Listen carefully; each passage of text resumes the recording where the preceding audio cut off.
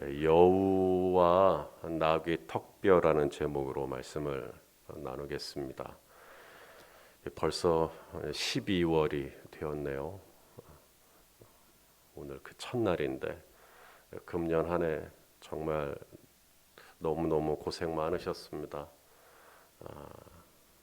아무쪼록 한 해 잘 주님의 은혜로 마무리 잘 하시기를 축복합니다. 자, 어제 삼손이 딥나에 사는 블레셋 처자에게 이제 결혼을 하겠다고 내려가는 것을 보았습니다. 그리고 이제 축하 파티를 열었는데 결국 파토가 안 났습니다. 그리고 나서 오늘 다시 삼손은 그녀에게 또 내려갑니다. 일종의 화해의 제스처인 것 같습니다.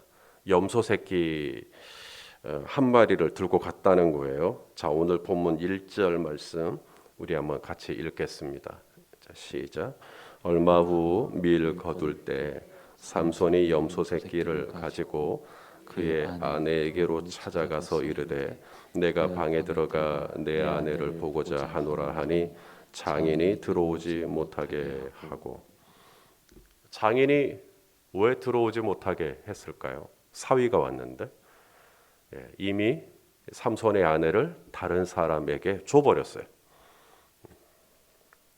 그래서 삼손이 이제 뿔이 난 겁니다. 아니, 내가 신랑이고 나랑 결혼했는데 딴 사람한테 줘버렸다고 하니까 화가 난 겁니다. 지금 잘못한 사람은 누구죠? 장인이죠.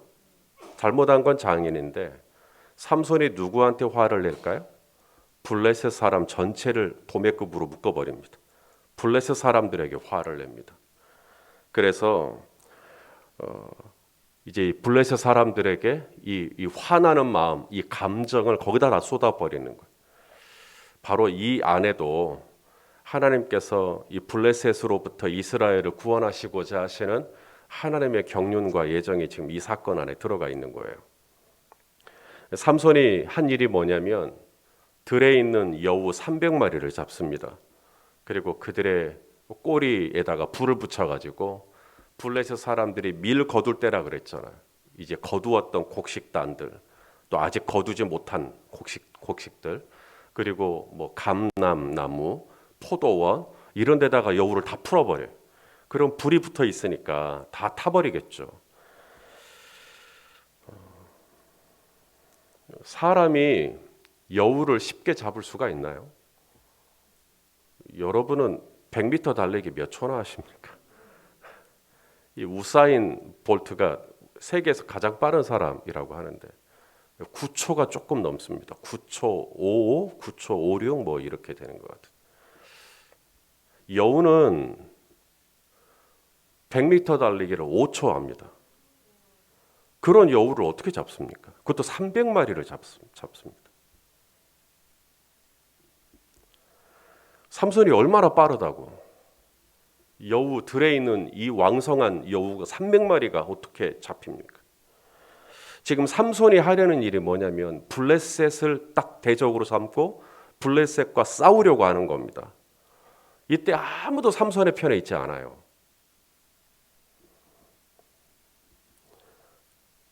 하나님께서 지금 블레셋과 싸우려는 이 삼손에게 사람이 아무도 없으니까 들에 있는 여우 300마리를 붙인 겁니다. 사람이 안 도와주면 하나님이 여우를 통해서도 도와줘요. 사람이 안 도와주면 까마귀를 통해서도 도와줘요. 사람이 말을 해서 못 알아들을 것 같으면 나귀의 입을 열어서 말씀하게 하셔요. 그래서 이제 블레셋에 가지고 있는 곡물들이라든지 포도원이라든지 감람나무들이 다 타버리니까 이제는 이제 블레셋 사람들이 이제 화가 나죠. 그래서 오늘 본문에 보니까 블레셋 군사 1,000명이 삼손 한 명 잡겠다고 유다에 있는 레히라고 하는 곳으로 집결을 합니다. 그러니 이제 유다 백성들이 긴장을 하죠. 마치 전쟁을 하려는 듯이 블레셋 군사들이 1,000명이 무장을 한 채로 자기들 땅에 들어오니까 겁이 난 겁니다. 그래서 무슨 일입니까? 삼손 내놔라 이거예요. 삼손 한 명 잡겠다고 블레셋 군사 1,000명의 동원이 된 겁니다. 1대 1,000이요. 자, 그런데 여기서 또 하나 기가 막힌 건 이제 유다가 이제 삼손을 잡아다가 줘요. 그런데 그 일에 동원된 유다의 군사가 3,000명입니다. 자, 우리 11절 말씀을 같이 또 읽겠습니다. 시작. 유다 사람 3,000명이 에단 바위 틈에 내려가서 삼손에게 이르되 너는 블레셋 사람이 우리를 다스리는 줄을 알지 못하느냐? 내가 어찌하여 우리에게 이같이 행하였느냐? 아니 삼손이 그들에게 이르되 그들이 내게 행한 대로 나도 그들에게 행하였노라 하니라. 삼손 한 명 잡겠다고 유다의 군사 몇 명이 동원이 돼요? 3,000명이요. 아니 그 3,000명으로 삼손을 보호하고 블레셋 군사 1,000명과 싸워도 이기죠. 그런데 이 유다가 얼마나 무력하냐면 3,000명의 군사를 가지고도 블레셋 1,000명 앞에 굴복을 합니다. 그리고 하나님께서 이스라엘을 블레셋으로부터 구원하시려고 주님이 예비하신 이 삼손, 사사죠. 이 삼손을 자기들이 잡아가지고 블레셋에게 바쳐요. 자기들의 구원자예요. 결국 삼손은 포박을 당하고 블레셋 군사에게 넘겨지게 됩니다. 그런데 바로 이때 하나님의 영이 다시 한번 강하게 삼손에게 내리죠. 그러자 삼손을 묶고 있던 이 포박줄을 삼손이 바로 끊어버립니다. 그리고 근처에 있던 나귀 턱뼈 하나를 집어들고 블레셋 군사 1,000명을 다 죽였다라고 하는 겁니다. 여러분, 유다에 군사 없는 거 아니에요. 유다에 군사 3,000명이 있습니다. 그런데 삼손이 블레셋과 싸울 때 단 한 명도 도와주지 않아요. 오직 삼손의 편에서 삼손에게 도움이 된 것은 사람은 아무도 없고 나귀 턱뼈 하나밖에 없어요. 자, 우리 14절과 15절 말씀인데요. 읽어보겠습니다. 시작. 삼손이 레이의 이름에 블레셋 사람들이 그에게로 마주 나가며 소리 지를 때 여호와의 영이 삼손에게 갑자기 임하시매 그의 팔 위에 밧줄이 불탄 삼과 같이 그의 결박되었던 손에서 떨어진지라. 삼손이 나귀의 새 턱뼈를 보고 손을 내밀어 집어들고 그곳으로 1,000명을 죽이고. 나귀 턱뼈가 뭐 얼마나 유용한 무기가 될 수 있을까요? 나귀 턱뼈가 날카롭기를 하겠습니까? 뭐 나귀 턱뼈가 뭐 두껍기를 하겠습니까? 또 나귀 턱뼈 세게 때리면 부서지지 않겠습니까? 그런데 그 나귀 턱뼈 정말 아무 쓸모가 없어서 사람들 다 버린 거 아닙니까? 아무도 거들떠 보지도 않는 이 나귀 턱뼈를 하나님이 블레셋 군사 1,000명과 상대할 수 있는 무기로 그렇게 붙여주시는 거죠.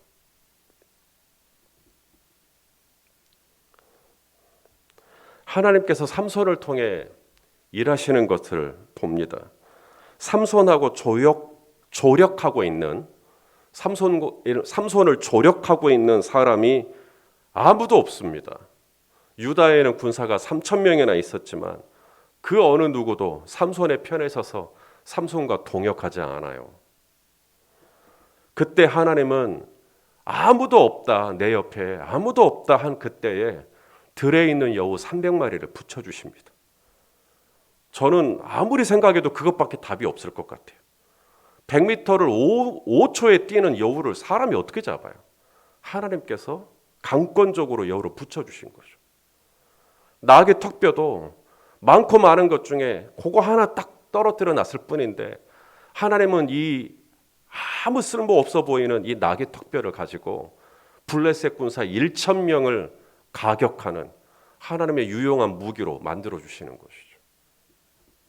오늘 우리에게 필요한 게 뭘까?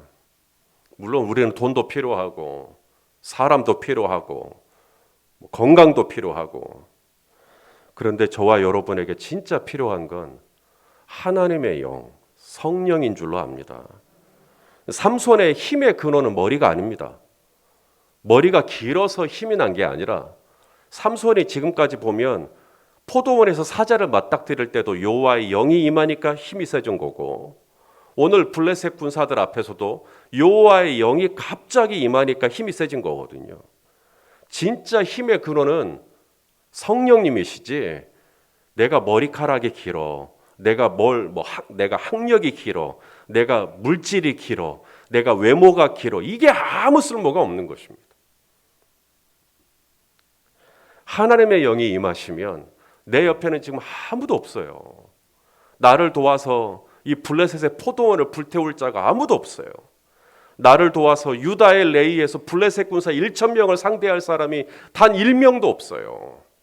그런데 여호와의 영이 삼손과 함께 하니까 들에 있는 여우 300마리가 조력하겠다고 도와주고, 하나님의 영이 임하기 시작하니까 아무도 거들떠 보지도 않고 버려둔 낙의 턱뼈가 삼손의 손에 들리면서 놀라운 하나님 나라의 무기로 바뀌는, 신의 그 흐르는 그 매끄러운 돌 5개를 들고 다윗이 막대기 하나 들고 골리앗 앞에 섰던 것처럼, 하나님이 아무것도 아닌 것처럼 보이는 그거지만 여호와의 영이 함께 하시면 그것이 놀랍게 하나님 앞에 쓰임받는 도구가 되는 줄로 믿습니다. 돈이 문제가 아니라는 겁니다. 사람이 문제가 아니고 환경이 문제가 아니고, 진짜 문제는 내가 성령 충만하냐 하는 거예요. 내가 성령으로 충만하면 하나님께서 모든 것을 붙잡아 주시고, 내가 성령으로 충만하면 아무 도움이 되지 않을 것 같은 들에 있는 여우도 하나님께서 나를 붙들어 주시는 거고, 내가 성령으로 충만하면 낙의 턱뼈 같은 나도 하나님께서 써주셔서 하나님 나라의 열매가 나타나도록 그렇게 긍휼을 베풀어 주시는 줄로 믿습니다. 자, 그러면 내가 어떻게 하면 이 하나님의 영으로 충만할 수 있을까? 내가 어떻게 하면 성령으로 이 권능을 힘입을 수 있을까? 성경은 오직 기도 외에 다른 곳으로는 이런 유가 나가지 않는다고 말씀합니다. 물론 우리가 선교 공부도 하죠. 제자 훈련도 하고 어디 가서 선교 훈련 같은 것도 받기도 하고 필요합니다. 그런데 내가 정말 성령으로 충만해지려면 방법은 기도하는 것 외에는 방법이 없어요. 우리가 기름을 넣으려고 할 때 주유소 가잖아요. 주유소 말고 어디 가서 우리가 기름을 넣겠어요? 우리가 성령으로 기름을 정말 채우려고 한다면 오직 기도하는 곳으로, 골방으로 들어가야 합니다. 자, 우리 누가복음 말씀인데요. 누가복음 11장 13절 읽어보겠습니다. 시작. 너희가 악할지라도 좋은 것을 자식에게 줄 알거든 하물며 너희 하늘 아버지께서 구하는 자에게 성령을 주시지 않겠느냐 하시니라. 오늘 삼손이 하나님께 부르짖어요. 기도해요. 언제? 싸움 다 마치고 1,000명을 상대했으니 얼마나 목이 탈 것입니까? 근데 마실 물이 없는 거예요. 목은 너무 타는데. 그래서 하나님 앞에 부르짖어요. 그래서 엔 학골에 그런 거예요. 엔은 우물이란 뜻이고 학골에는 부르짖는다는 거예요. 그래서 하나님께서 그곳에 생수를 터뜨려 주십니다. 이거 마셔라. 그래서 이 샘의 이름은 에낙골이다. 에낙골에. 이게 순서가 정확해요. 하나님의 영이 임하고, 하나님의 영이 임하기 위해서 에낙골에 하나님 앞에 기도하고. 그래서 오늘 저와 여러분이 있는 이 자리가 에낙골의 자리가 되기를 원합니다.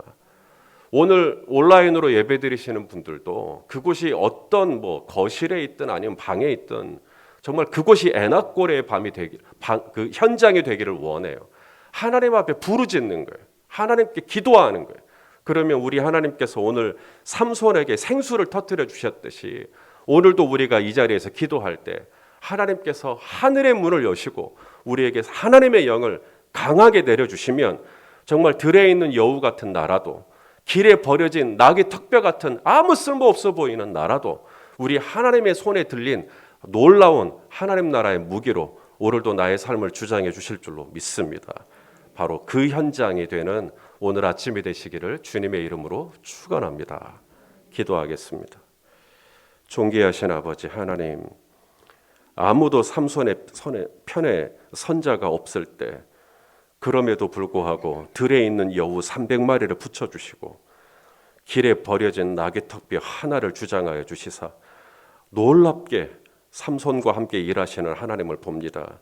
주여, 그 삼손이 하나님의 이름을 붙들고 부르짖을 때 생수를 터뜨려 주신 것처럼 오늘도 주님의 이름을 부르며 주님께 간절히 기도하는 우리 성도님들에게 주여 에낙고레의 생수를 터뜨려 주시사 하나님의 영으로 강력하게 붙잡아 주셔서 오늘 이 하루도 우리 하나님과 동행하도록 인도해 주옵소서. 예수님의 이름으로 기도하옵나이다. 아멘.